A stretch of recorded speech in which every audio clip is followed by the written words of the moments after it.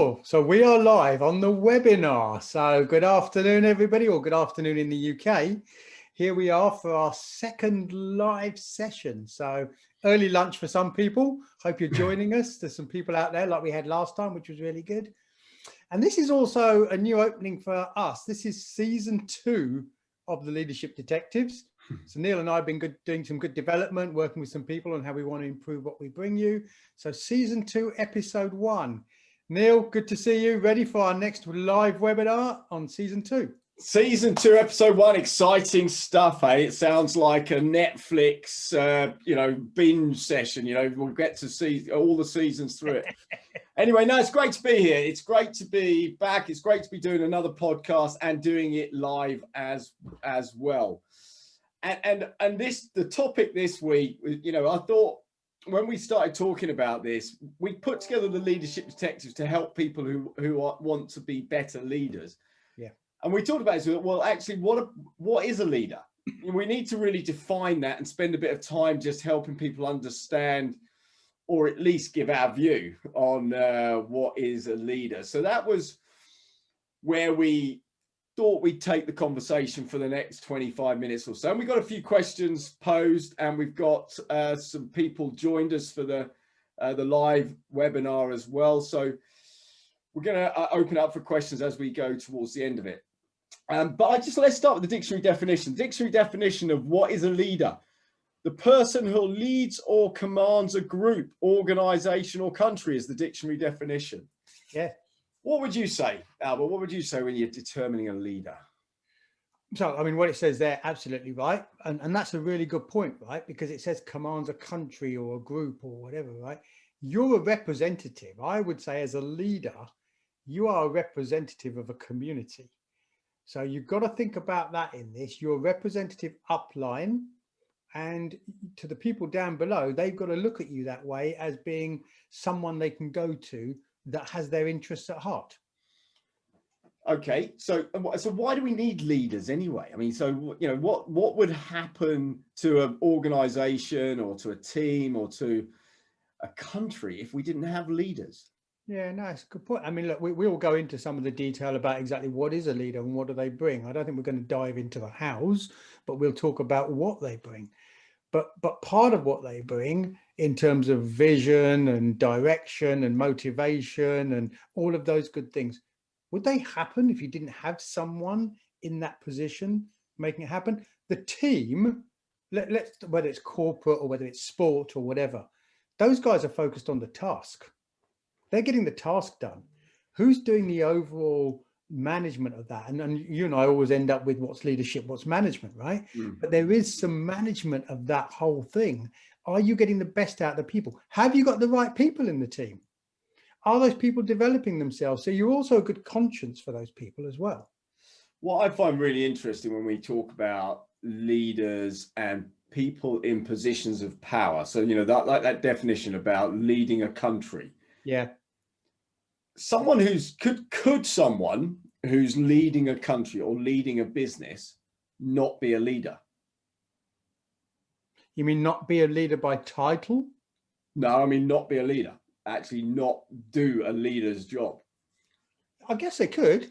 The question is, how effective would they be? Yeah. How efficient would they be? How happy would the team that works with them be?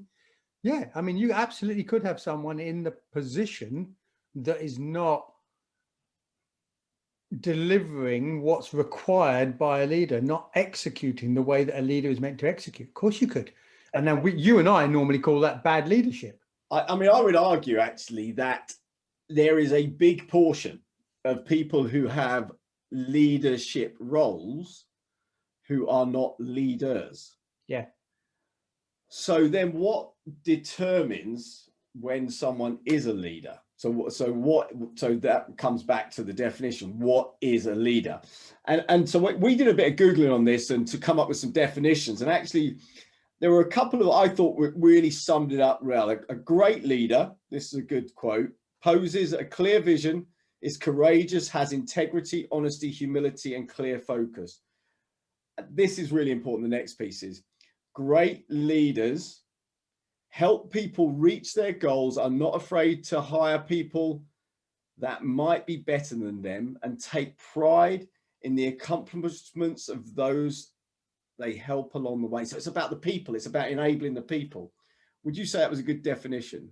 Yeah, I think so. I think you're absolutely right. I think, look, we've always said people is absolutely key in what you're doing, right? In fact, that's the whole basis. You're leading people. You're not leading tasks. Mm-hmm. You're not leading things. You're leading people.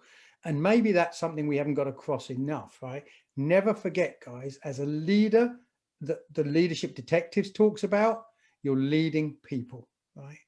Just by the way, Neil, there's a comment come up here on our chat as well, that and Carl has just said a leader comprises a set of core competencies, right? Absolutely right.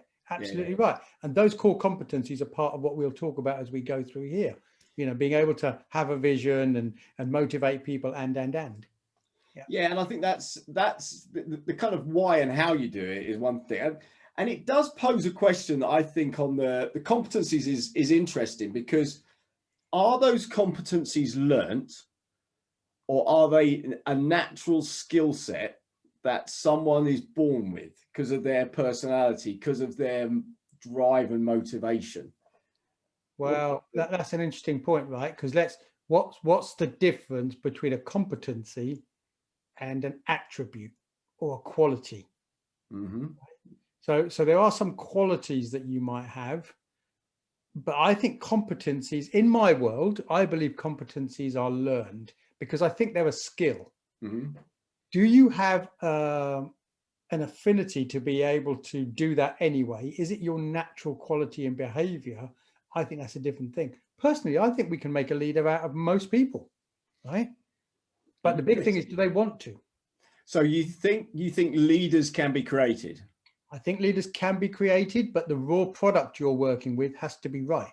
And I think that's an interesting. So I was asked the question several years ago, are leaders born or can you develop it? Inspirational leaders, because there's a difference between having a title of a leader and actually inspiring people to make things happen. Yeah. And my first answer was no, you can't. You can't train people to be leaders. You can only, they're kind of born with those skills or they're not. You either want to be a leader or you don't. And then I thought about it a lot more, and I thought, do you know what? Actually, at some point in our lives, everybody is a leader. Whether you're leading your family, whether you're leading your church, whether you're leading your sports team, whether you're leading at some point in time in your business, you will take a leadership role and demonstrate all the qualities of leadership that we've talked about over the last 38 episodes. Yeah. So I think it's in all of us. I think, as you said, it's whether we want to do it or not. Yeah, and that's the thing. Where's your motivation for you to be a leader on an ongoing basis? Let's say in your role, professional role, 5 days a week or whatever that is, on an ongoing basis. So as you say, there could be a task that needs doing. You'll grab hold of the nettle and you lead that task and you'll deliver it the way you need to. Yeah. Can you do that on an ongoing basis all the time? And then it brings in a different piece, right? Because if you're talking about leadership in a more role-based manner, now you're talking about long-term.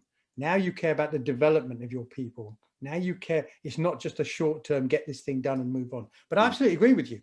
Everyone has the ability to be a leader and have probably exercised it in one place or another. So then there's another question and we posed this question when we put out the web link for this, was, can a conductor, and I love this, was you came up with this the other day, can a conductor also be a first violinist? So can they play in the orchestra and be the conductor? Because a lot of leaders have kind of dual hats on. So can they actually lead, be a conductor and be the first violinist? Well, here's a good example, right? I mean, in football, we hear about player managers. Yeah. So can you be a player manager? I mean, you're a manager or the player. So could you be the first, can you be the conductor and the first violinist? I think that's tougher. I think if you can, then whilst you're playing the violin, you're not paying attention to being a leader. I mean, one of the analogies I know we've used before is about, let's say you're driving a tanker or a ship. Well, look, if you're on the bridge, then you can't be in the engine room, can you? Because if you are in the engine room, who's on the bridge? Who's steering the ship? Who's steering the ship? Correct. And I think that's the key, right? So as when you are in a leader's role, so you might have multiple roles, but when you're leading, you need to be leading, which is you're standing in front of the orchestra and you're making sure all parts of the orchestra are playing in unison to get the best tune, get the best sound, etc. Correct. But then you might have to go and sit in the first violinist seat as well. But at that point, you're part of the management team. You're not the leader. So what happens when you go to sit in that violinist seat? What do you think you should be doing before you vacate your leadership position? Oh, I don't know. Go on, tell me. That's a good question. Well, the question is whether you feel somebody else could step in for you, right? I mean, one of the most powerful things as a leader is mentoring people and giving their and coaching people. Well, I think one of the best things you can do is allow people, what did Zoe call it in the brigade? Acting up. You get someone to act up and to come in and take the role of leadership. So actually going and sitting in the first violin seat, but giving somebody else to come and stand and be the conductor. Because by the way, if you haven't done that, who's conducting? Right, exactly, right. Yeah, so who's conducting? And I just want to pick up on a comment that's been written here from someone who's listening. So there's a comment about the organizational context and being allowed to lead. So I think that's an interesting comment. So I'm going to probably be a little controversial here and say, I don't think it depends on the organizational context. I don't think whether you lead or not depends on whether you're allowed to lead. I think you can lead your organization the way you want to lead it. Now, you might have to manage upwards and manage some expectations around you, but you determine the standards, the values, the direction, the vision of your organization, your team. That's my view. I don't know, what would your view be, Albert? But I think the comments made is absolutely right. But I think we've got to put across it what you've just said there, and what I put across it there would be courage.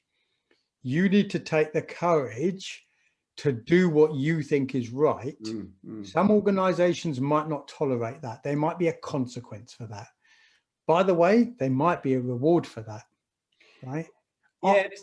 Sorry, go on. Have you and I always followed exactly what we were told we had to do, or did we go with our heart and our belief, even though it didn't conform to what we were given as guidance? We didn't break any rules. We didn't do anything illegal, but we pushed against guidance because we believed we could do different and better.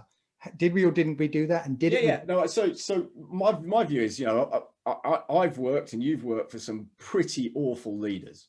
Yep. And what we did was we were a buffer.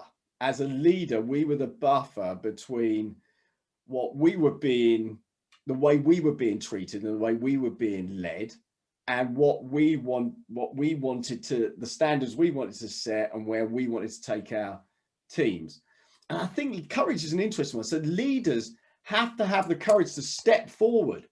They have to have the courage to step up and go, this is what I'm going to do. This is how I'm going to lead my team. This is the energy I want to create in my business. And that comes out. So leaders have to have that vision. What is a leader? Someone with a vision, someone with courage, someone with clear direction. Yeah. Because if not, then who's got that clear direction and vision for your team? Yeah. And that's the point. As we said at the start, you're representing a community, which is your team within this thing. There's another comment here also around culture. Now, that's another interesting one, right? Because it is tougher to push against the culture in an organization, because you really need to try and conform with it, because that's what you've joined. If you think the culture's wrong, as our millennials said to us when we did the interviews with them some months back, if the culture didn't fit, they wouldn't try to change the culture. They'd go to where the culture was right. That's fine. That's fine. You can't change the culture of a company to be the way you want. But as an officer of the company, your first duty is probably to follow that culture. I think I think culture is an interesting one, actually, because culture, I always think culture in a big organization, because people talk about the culture of Google or the culture of Apple or the culture of, I don't know, a steel company or a railway company. There's all different cultures. Actually, I'm not sure I would use the term culture. I would just say it's a set of standards, organizational systems that they have that create behaviors, and that makes people feel a certain way, which I suppose you could say is culture. But you can also do that with your own team. Either, it doesn't matter whether you're running a Europe or whether you're running UK or whether you're running the post room. You can create a level of, I've walked into some post rooms with energy and passion and people wanting to do a great job for you. And, the person who's created that is the leader of that group. Yeah, no, you're absolutely right. One of the words we haven't used here, right, is around values. Yeah. And a leader has got to have a set of values. There has got, because standards is the same thing, right? But values to me feels more personal, right? You've got to agree as a leader, what are the values that you lay down and how you want things to be? And if that pushes against slightly what the organization prefers, it doesn't mean that's a bad thing, because you've got to be committed around those values. So I think there's an interesting question we posed, which is probably worth thinking about now as well, is, does a leader always have to be at the front? Do they have to be at the spearhead? Do they have to be the person that is leading the charge, or is driving? I don't know, what are your thoughts on that? If I picture it, then I understand why somebody would say the leader's at the front, because everyone follows me, so everyone's behind me, right? Yeah. But that's just metaphorical, right? Do they have to be at the front? Again, Zoe Bowman, our firefighter, said once, sometimes I have to sit in the back of the appliance, right? Does that mean that she's not in charge of the shout when they get there? Does that mean that she's not accountable for what's going to happen? No, but she doesn't have to be the one that's right up front, but she still has to have an overseeing capacity. Right? If you're at the front, you haven't got a clue what's going on behind you, have you? Exactly. It could be chaos behind you, or there might be no one behind you. That's a really good point. So being at the front's probably not the best thing. There's a great picture of a wolf pack. I don't know if you've seen the picture there's a picture of a wolf pack, and the leader of the wolf pack never goes at the front. Okay. They have the scouts at the front. They have the kind of older wolves in the middle, and the leader goes at the back to make sure that everybody's okay and he can see everything that's going on.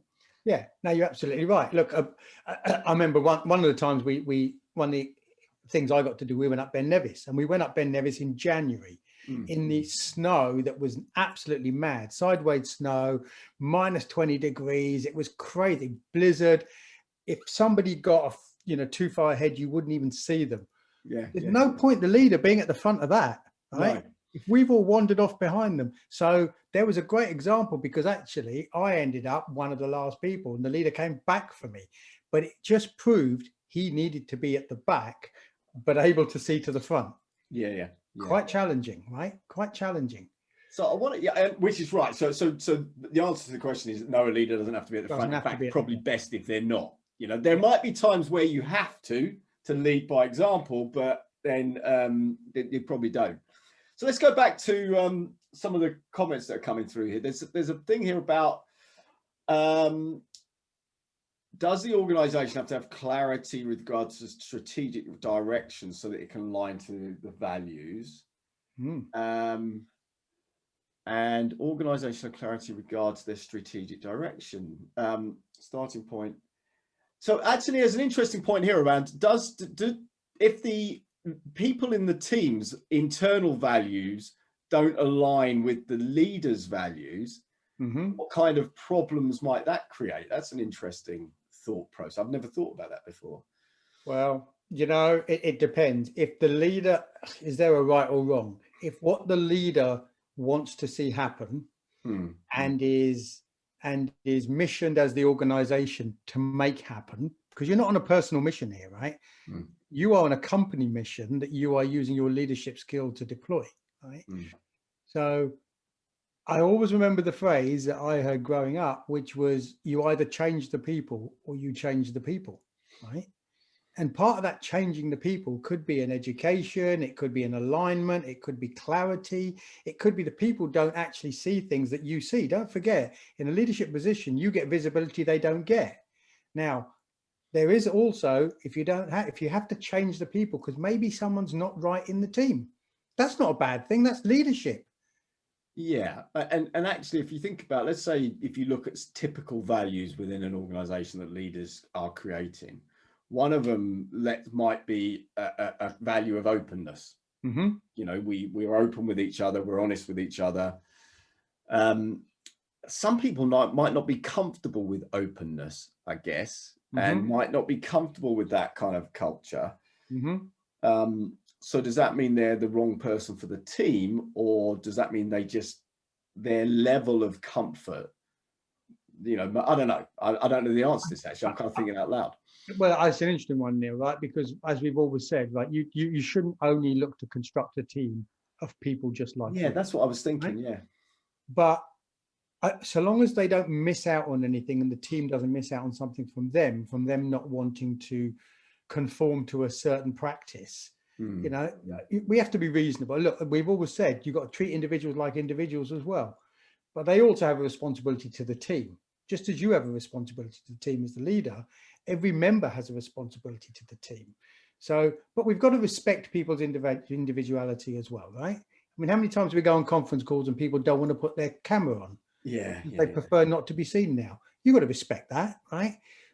But it's about the team delivering what the team is missioned to do. As a leader, your job is to use people to deliver the mission you've been asked to deliver, but to give them careers, give them fulfillment, give them reward, give them recognition. That's your job.